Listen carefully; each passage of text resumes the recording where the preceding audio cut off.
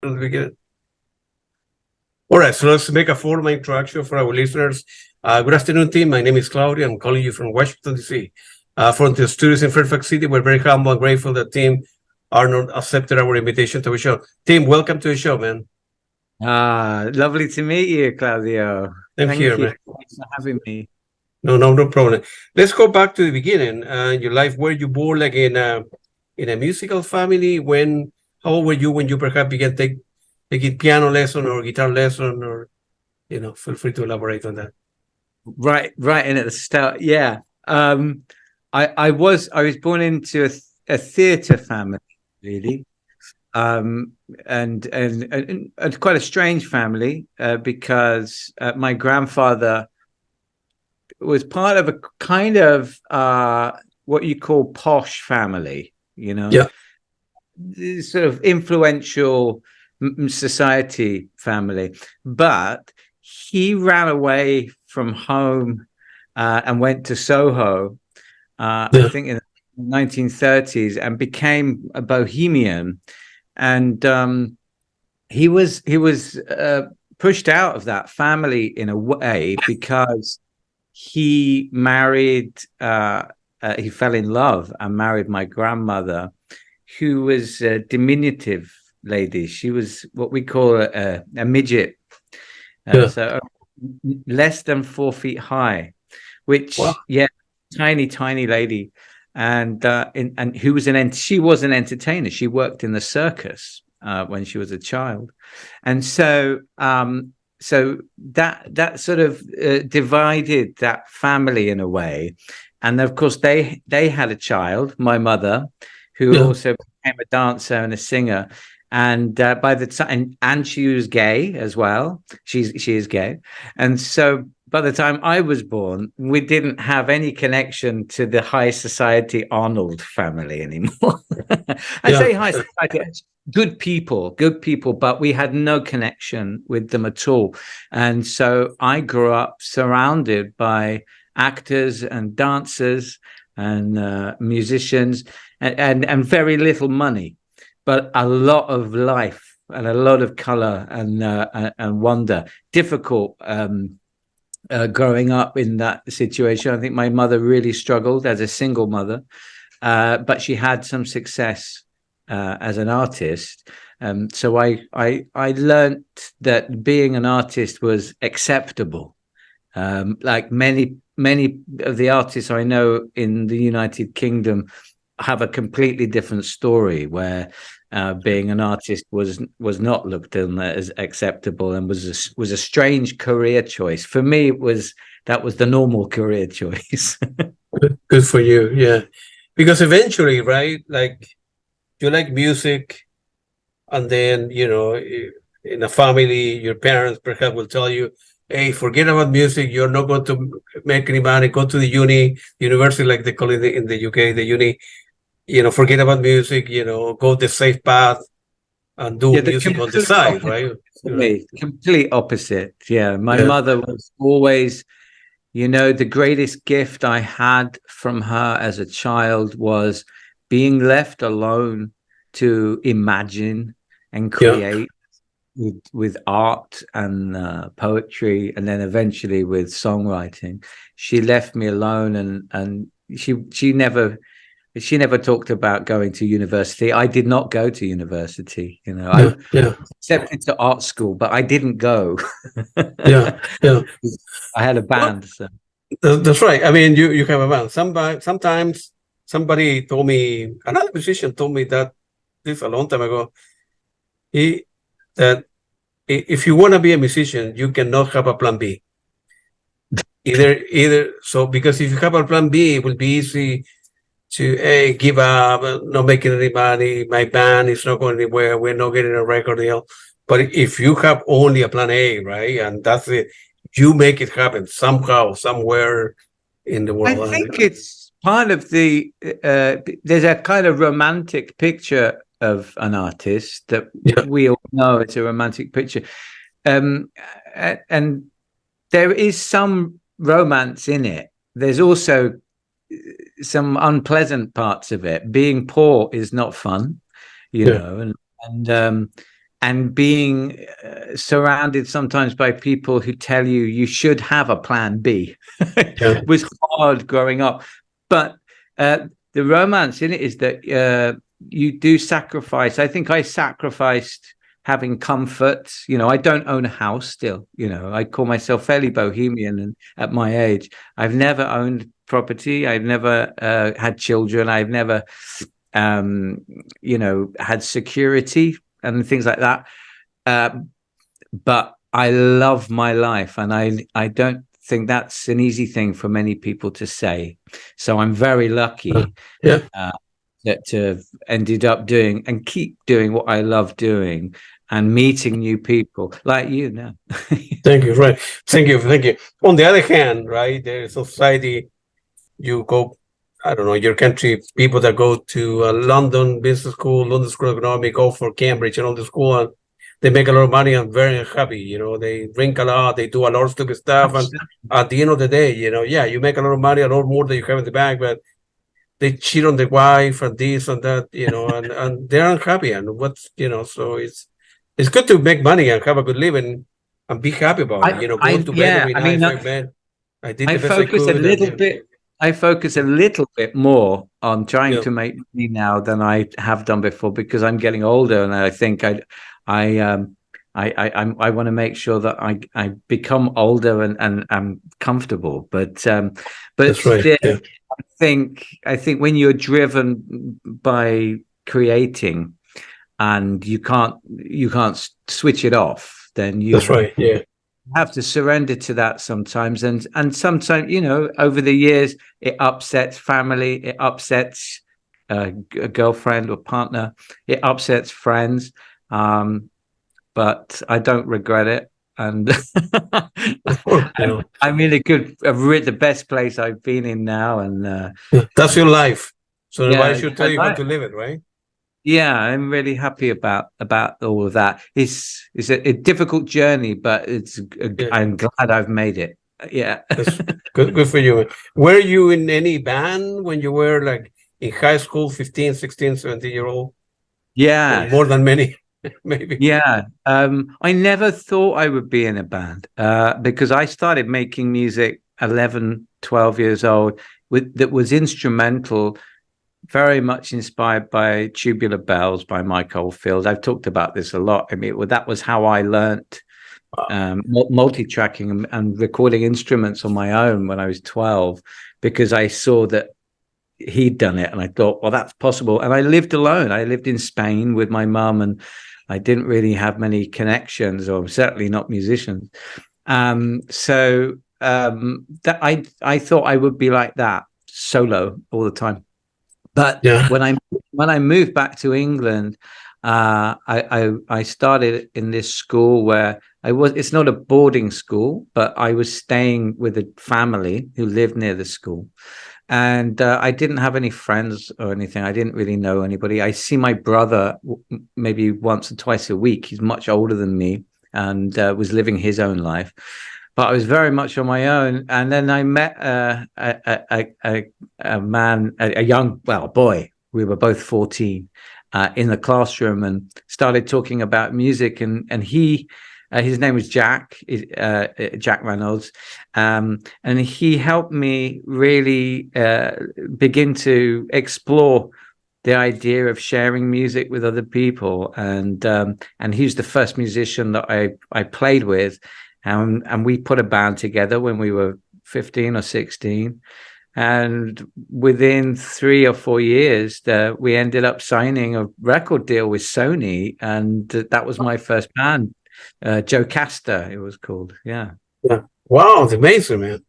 Yeah, it was really amazing. I mean, looking back on it, it was a kind of dream come true. I was planning to make albums. I didn't know I'd do it with what was my best friend at the time at school. I think that's the dream for a lot of youngsters, that to be with their closest friends in that period as a teenager, and then start getting paid to go on the road and be with each other and enjoy those adventures while making music. I mean, it's just yeah, really very grateful to have had that.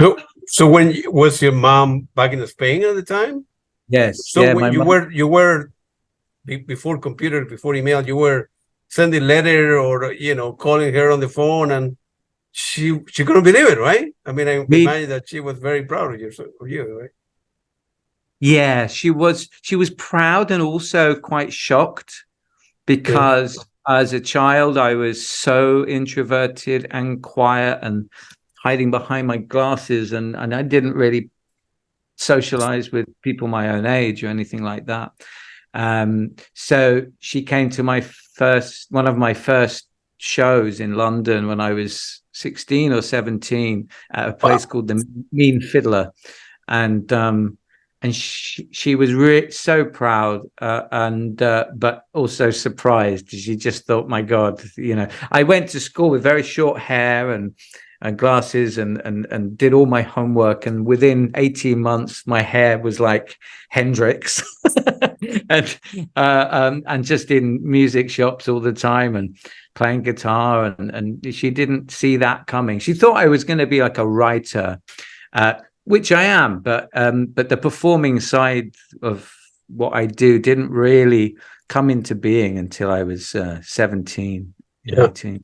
But in a way, right, from a sort of psychological point of view, you are introverted with the glasses, your hair, and then you became like somebody else, if you will, like on a stage, if you will. How you manage for being a quiet, introverted kid to open up, explore yourself, describing all your life in lyrics and so on and so forth, like me talking to people all over the world, and I'm a very introvert as well. How you manage that side, right? Because it's different, it's very different to be at home writing song for yourself, writing Yeah, diary, than performing in front of a crowd of folks, right? That pay yeah. money to see you, right? I think that it's the complicated part of being a performer or entertainer that's not an actor, because good actors, they know the difference between who they are and the role that they play. Yeah, For me, I think it's the same for a lot of other people in rock and roll. I didn't distinguish the parts, so I think I think it caused me a lot of difficulties in being a kind of confident and like a leader and a front man, which really I wasn't mature enough to really be. But I was playing that part, and of course, the record company and the management and the rest of the band wanted and needed me to play that part. yeah, I don't think it was in that way as a person. It was not very healthy for me. But we made great music, and I performed and created to a level that people still love and enjoy from that album, and they yeah, remember. So the work I did was good for others. The work I did on myself was not so good. yeah, yeah. Yeah. But that's part of open up about yourself and open up to Yeah, the it's world. very young as well Yeah, to it's a journey that science. we all go through, right? So, Yeah, 19, I think, is quite young. When yeah, you're someone that hasn't been uh, entertaining and performing, but I was never the yeah, popular person at school. People yeah, didn't notice me. I was quiet. So that was, I think I put on a shell that was very hard, and I'm not a very hard person. So it caused a lot of complications. But yeah, part of the journey. yeah. Looking back, now you have released over 25 albums.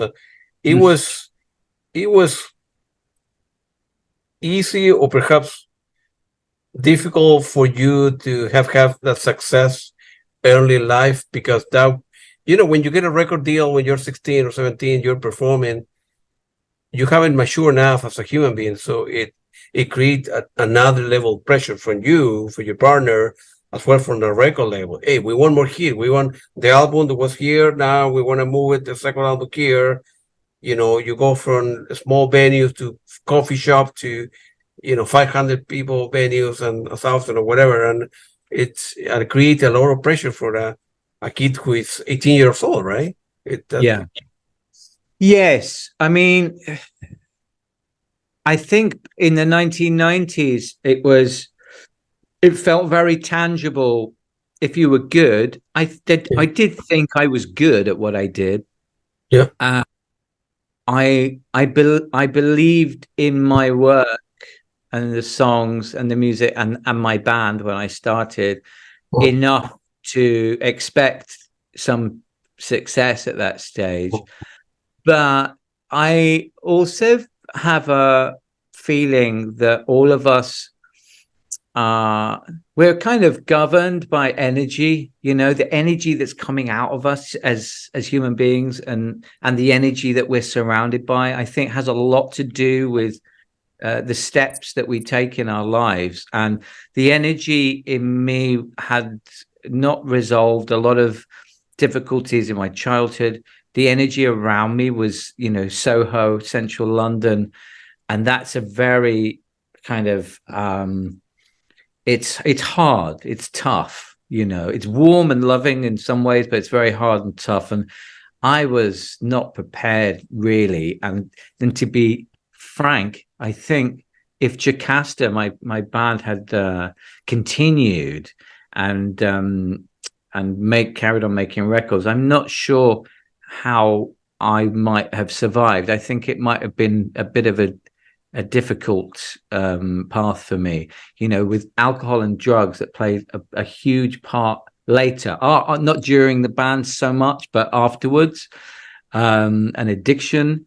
I mean, I'm kind of grateful that I went through addiction now, because if I'd have carried on with that band, I think I may not be here, to be honest.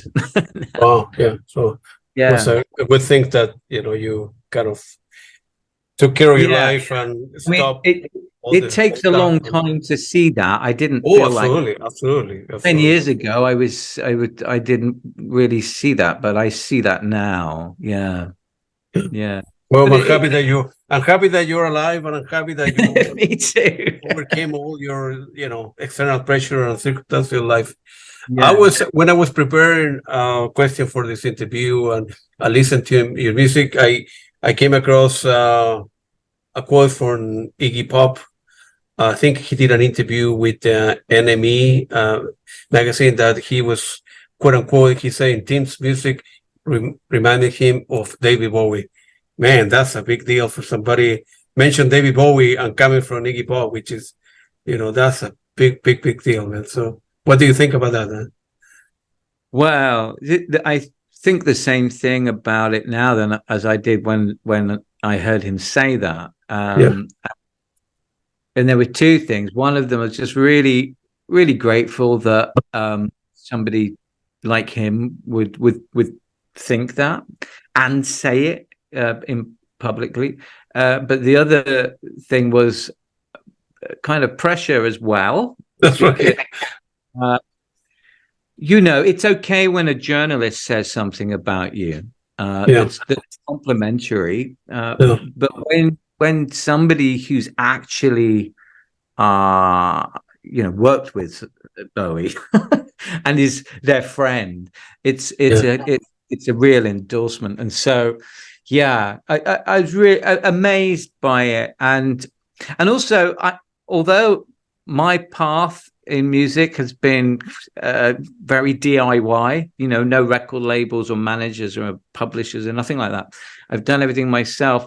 I have met a lot of successful, famous and notable figures and worked with some of them along the way, which is amazing. As I get older, I look at it and think, how the hell did that happen? And it's only happened because of the work I've done. And what I know what it's like to be very successful and very famous, because I've met people, not because I've always been very underground, really.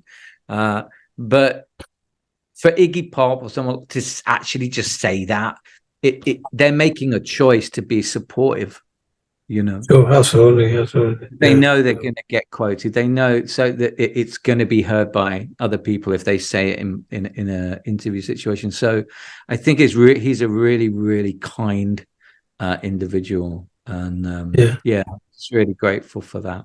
Yeah, he's of course David Bowie is one of my heroes, and I unfortunately I never saw him playing live, and he didn't come to the United States that much. Although where I live, I see a lot of concerts.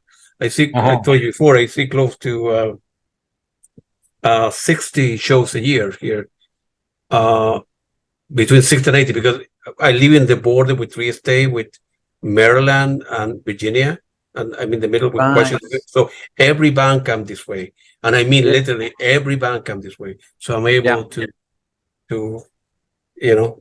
see a concert, and my wife say that I have expensive taste because I spend a lot of money in music and seeing great band. But that's Yeah. my life. That's what I like, and that's what just to do. For some of us who don't know who Lindsay Kemp is, and feel free to elaborate and describe a little bit for people who are listening to this, maybe who he was and so on and so forth. So, oh gosh, well, Lindsay Kemp is or was a dancer and a mime artist, and a movement artist as well, a kind of theatrical master of staging and color and vision. He created paintings with his body and other people's bodies, like a director on a film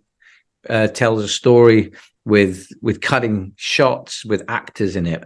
And I think Lindsay Kemp really created a moving painting on stage, in a way that not all theatre does. Some does. And certainly changed the landscape of the 1970s in terms of expression with the body, real human connection between the body and the emotions. And of course, he'd been working through the 60s with his own dance troupe, and then met David Bowie in the late 60s. And Bowie really approached Lindsay as a kind of mentor. And when Bowie wasn't quite sure which direction he wanted to go in, and music or theatre and mime and dance. And kind of long story short, I mean, Lindsay directed the Ziggy Stardust show. He was behind all the staging in 72 and 73. So those amazing shows that Bowie put on of Ziggy Stardust, completely influenced and styled by Lindsay, and a lot more of Bowie's career, I think, and he said it himself later on, owes a huge debt to Lindsay Kemp. Lindsay imported fashion and theatre from Japan. Those ideas and kabuki theatre, ideas that came out of Italian theatre, commedia dell'arte, and brought them into pop culture. So when we see the new romantic phase of the 80s in the United Kingdom, so many of those artists really looked at Lindsay Kemp like a hero, some more than Bowie in a way. I think Lindsay is one of those artists that our pop and rock culture would not have been the same without his influence. Really incredible. Yeah, I read somewhere that I think Kate Bush say something similar about Kinsey. I mean, he was definitely a very influential person. A lot of artists back in the 70s and so forth, right? So, and he did a show in the early 70s called Flowers. Yeah, and Kate Bush saw that, and that's when Kate Bush approached Lindsay for dance classes. And I still meet people to this day who went to to see Flowers in the 70s, It sounds like one of the most incredible pieces of theatre that we've ever known. I mean, I wish I wasn't alive, but I would have loved to have seen that. Yeah. Gotcha. On May 5th, 2023, well, a couple of weeks, well, 3 weeks ago, you end up releasing the album called Super Connected. You, like, in a way, lift a magnifying glass between technology and human and devices and connectivity. And I'm a computer scientist, my day job, so it's I know how it's That's interesting. I should mention first as well, though, that just talking about Lindsay as an artist, I should mention that as a person, because I worked with him. Yeah. He's also, and Kate Bush probably would have said this as well too, quite a magical person. Really? Like, what do you mean by magical? You know, when you're with somebody and everything around you changes. I got it. Yeah. I don't even mean on stage, because that's what Lindsay and we did. Well, we worked together on some of my songs. I directed him in a video for one of my songs, Change, but then we did a performance of one of my songs where he interpreted the song in dance. And whether we were on stage or having a coffee, you know, or just sitting in a restaurant or whatever, everything else kind of shimmered and there was a magic in the air when he was speaking, when he would move, when he would arrive, when he would leave. And I'm not the only person that says it.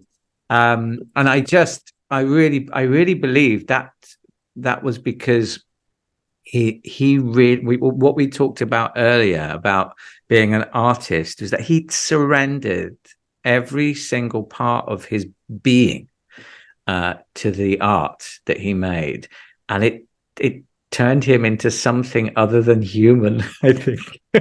Wow. Yeah. Really magical. I have to say it because working with him as genius, and he taught me so many things in the short time I worked with him. But Lindsay Kemp, I think, was actually from another world. Wow. Yeah.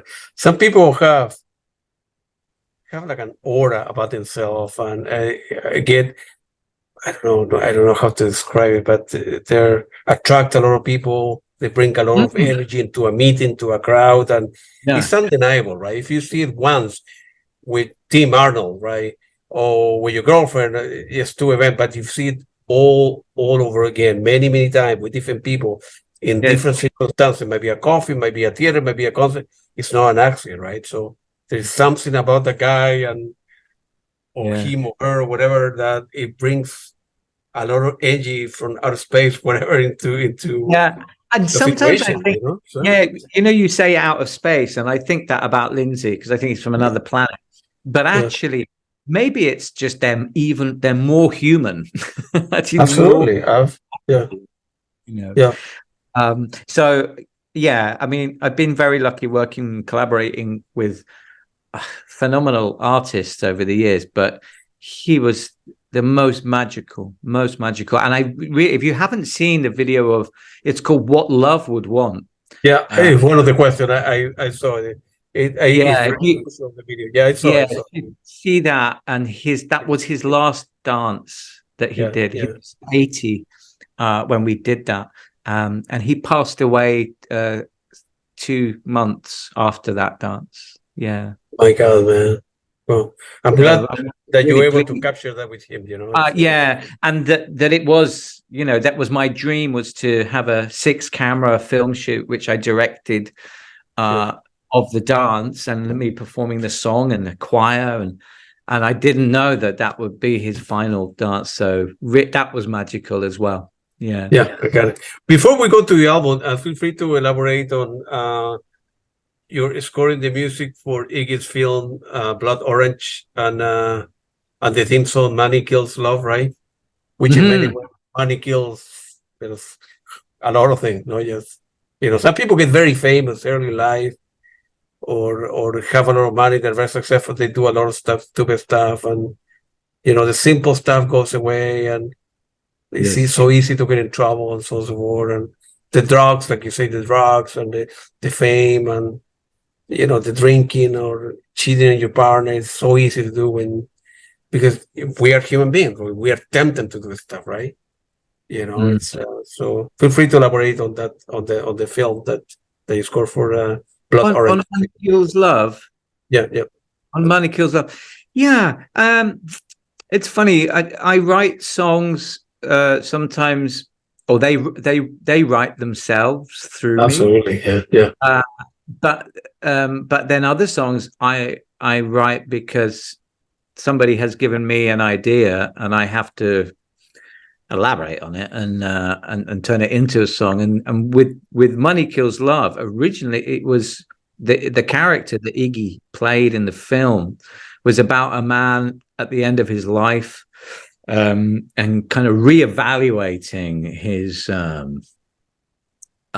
past and his values, I suppose, and so that was the message that I was told by the director of the film and the writer of the film, Toby Tobias, who's also my brother, and he just said that, this is like a man's last words imagined to his son or something as he's leaving behind. And so that's the chorus, money kills love, boy. And it, at the time, I didn't have a personal connection to that. But when I finished writing it, I thought, oh gosh, I think I was in my 30s. I can't remember, 38, 39. And I just think, I think it's important not to demonize money, and in fact, with anything, I don't think it's good to say something is one thing or the other, right? Everything is complex. Money is complex, and money is an energy as well, and you can do good things with that energy. But it has its own energy, and I think in the context of Money Kills Love. It's not that money always kills love. I think it really does a lot. I think I think it was similar to the Hendrix quote about the power of money. I forgot what the quote is. It's the power of love that he wanted to exploit and amplify. Where it was the love of power that was the problem for everybody. And I think it's the same with money, isn't it? It's it can be a really amazing tool, but more often than not, the systems that we have in our society, and especially in a capitalist society, make it hard for money to be a good tool sometimes. So no, I know exactly what you meant. What's your creative process? You are in watching television, going to a supermarket, driving, going to Subway, and then an idea comes to you, you write it down, or you wake up every morning, hey, I want to write the best song, the best love song ever, and you go to your guitar, and how ideas come to you? All of that, no. Very good question. I mean, I don't drive, so I never driving. I don't try to write songs. I've never tried to write, so I'm constantly carrying things in my head, which is both musical and lyrical, and conceptual, and that's why I never toured any of my albums. I've never toured. One reason I never had the funding to tour, it was expensive, but also because whenever I was releasing an album, I was already halfway through writing and starting recording the next one, and I now know this has got something to do with my kind of autism. And I think also important for anybody watching and listening to know autism is different for every autistic person. It's not like one thing. But certainly with the work I've done with the doctors that diagnosed me, which only happened last year, I was only diagnosed last year, it's clear that I have a kind of motor that doesn't stop running. And my process is working backwards. I sort of work, when I have a little idea, the first thing I see is the finished record and the last show and the audience and what they're feeling and what they thought. That's the first thing I see when I have a tiny idea, and then I fill in the steps to make that happen. It's a bit, I have an idea and kind of immediately see an outcome of how the live performance or the band or the orchestra or the video or the film, what it all is. It all comes at once, to be honest. And the only thing that I've ever found difficult is I don't find it difficult. I find it difficult fitting in friendships, relationships, eating, drinking enough water, and all those things. But so the process, I think it probably looks a little bit like a mad person.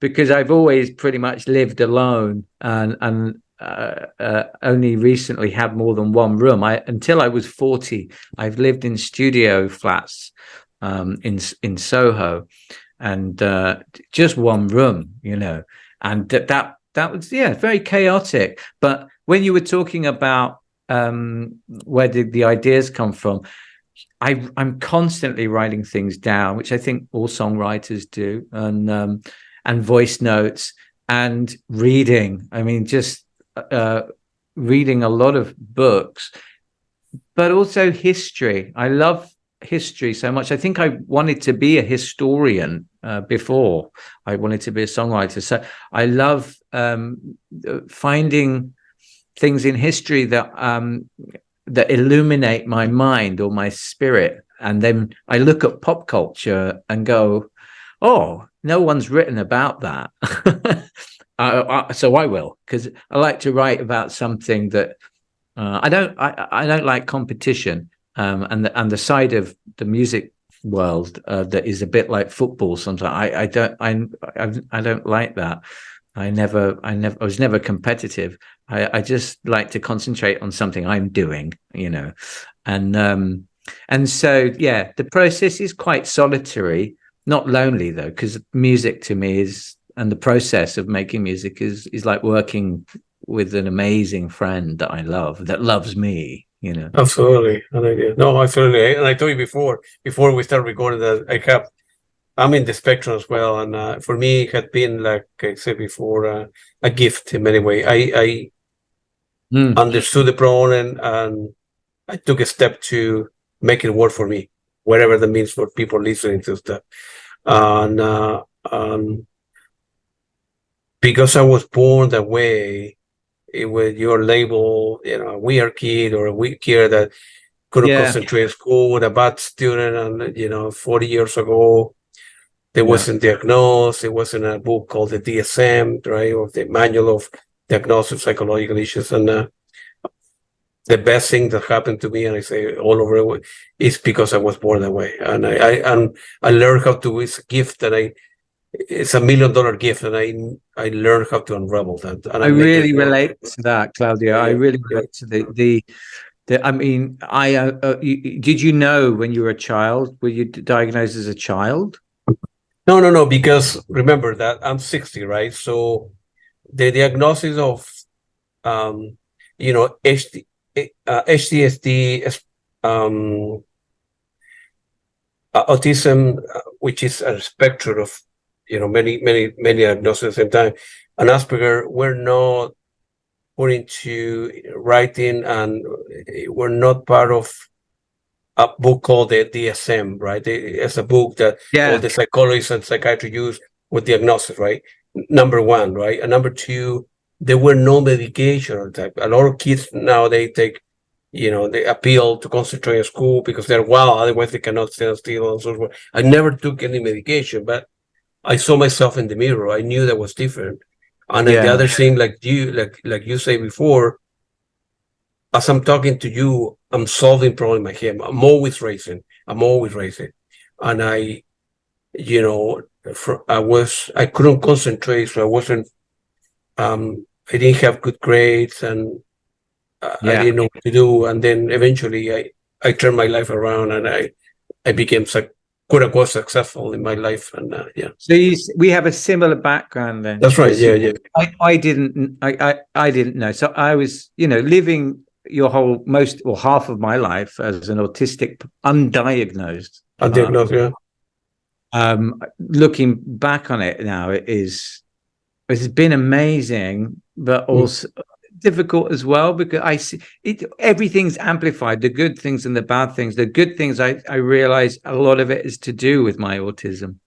And so a lot of the bad things, it's great being diagnosed and understanding neurodivergence and what that means, because I feel like I'm a little bit more in control of the choices now. But I know what you mean about it being a gift. I think that it's a gift, especially in the way that I start to view other people differently and accept the fact that they also might be undiagnosed, like I was. That's right, yeah. So my empathy has kind of increased massively. I've always been empathetic, but mainly to people that I couldn't see. Like I was always empathetic to people that I wrote songs about, or for causes, and people around the world that were going through suffering. I've never been very good with empathy with people in my own life. I think I'm getting better at that now, and that's come through being diagnosed as well. Yeah, absolutely. And looking back, your life now makes sense. Yes. It does, and that's a gift in itself, at the time you say, man, when I make the decision when I was 20, or broke up with a girl, with a friend, or this, the 30s, I make the same mistake. I didn't learn from the stuff, and now you're 40, whatever, and you were all those diagnosed, and you see the pros and cons, and you say, well, now my life makes sense. So, quote unquote, makes sense, right? So it's but that's life, man. But we need to do the best we can, moving forward. Absolutely. Yeah. All right. Let's talk. Yeah, go ahead. No, I was just saying, and everybody, neurotypical people too. All people can only do their best. I think that's the main thing. And I think if you get to a point where you realize that you could have done better, then it's a good feeling to forgive yourself. I think I've done a lot of forgiving myself for my past since getting diagnosed. Yeah, absolutely. No, I'm with you, man. It resonates with me. Feel free to elaborate on the album, the Super Connected, that was released. We mentioned like 3 weeks ago, and I think you received some guidance from Kevin Godley as well, which I interviewed a couple of times. He's a very nice guy, man. Very, very good human being. Oh, wow.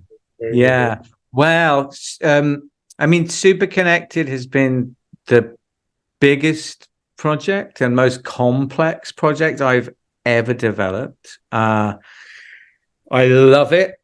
And it started in 2016, 2017, around that time. And it was really to do with the trip I had in Italy. I met a neuropsychotherapist who told me about his work helping teenagers that had communication difficulties and wouldn't go to school or wouldn't talk to their parents, but they would spend all night, all day on social media. And so he used to do psychological assessments for these teenagers, and it created this picture in my head, which developed into a song. The title song, Super Connected, is I sing that song from the point of view of a 17-year-old girl who's in her bedroom and cannot leave because she's just safe and secure on whatever, WhatsApp, Facebook, Instagram, all the places where she can have some power in who she is, and then that just developed out into writing about the journey that we've all been on in the last, 10 years, where communicating with friends, family, loved ones, partners, colleagues has shifted so much from the phenomenological world to notification world. You know, we're doing a lot in the digital space, and I the album isn't saying whether that's good or bad. The album is saying that there are a lot of corporations that are benefiting from our digital communication in a way that they've made it hard for us to be able to communicate any other way. And it's really important that with Super Connected, it's not a manifesto or anything. It's my real own experience of, I had many mental breakdowns and meltdowns as well, through so much connection, and realizing the real life connections in my life were not being nurtured. And so I began to write about the songs that are heartfelt, I think, on the album. Start a Conversation, Send More Light, The Touch of a Screen, have really come from my own experience. And the other songs like Super Connected, The Complete Solution, Where Am I in All of This, and Start with the Sound, are really all about those companies that just seem to be abusing power on a regular basis in a way that affects our day-to-day life. And I thought, why isn't Roger Waters writing about this? And so I thought, I'll write about it. He's writing about other important stuff, as always. But, you know, it was that kind of thing. And I just worked on the album for 2.5 years on the songs and recording. And then I decided, because I knew people are used to listening on streaming services now, that the album would be hard for people to listen to in one go. And so I thought, maybe if I made a film to go with the album, it would be easier, because you don't have to convince anyone to watch drama on Netflix anymore. You know, it's like people just watch it. That's the new album, you know. And so I made a film in 2019, still holding this collection of songs that I'm the most proud of, and I just love the music, and thought, I know, I'll make a film in 2019, I'll edit the whole film, and in 2020 I'll release the whole project, and it can be out in the world.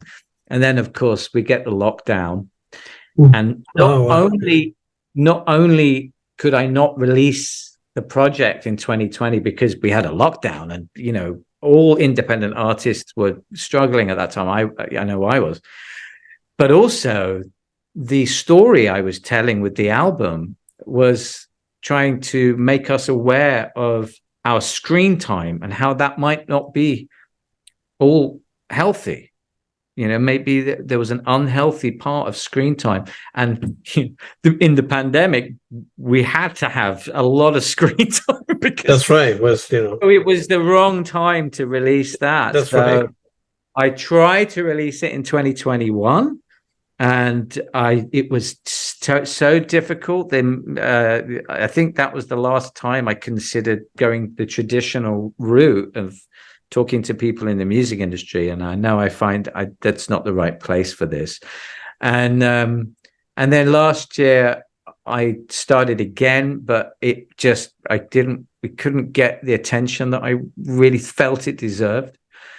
And now I finally released it on May the 5th, 2023, and I've got to say it's only been a month, but I'm astounded of the reviews by some really talented and intelligent writers. I don't like to call them music journalists. They're not they're writers, they're authors, and who really love the songs and love the music, but really understood why I spent 5 to 7 years on the album. You know, I'd never spend that long on a project on purpose. And the love for it is amazing. And in lots of different ways. I get people saying they love this one song or they love another, that they're all catchy, they're easy to sing along to, but they're also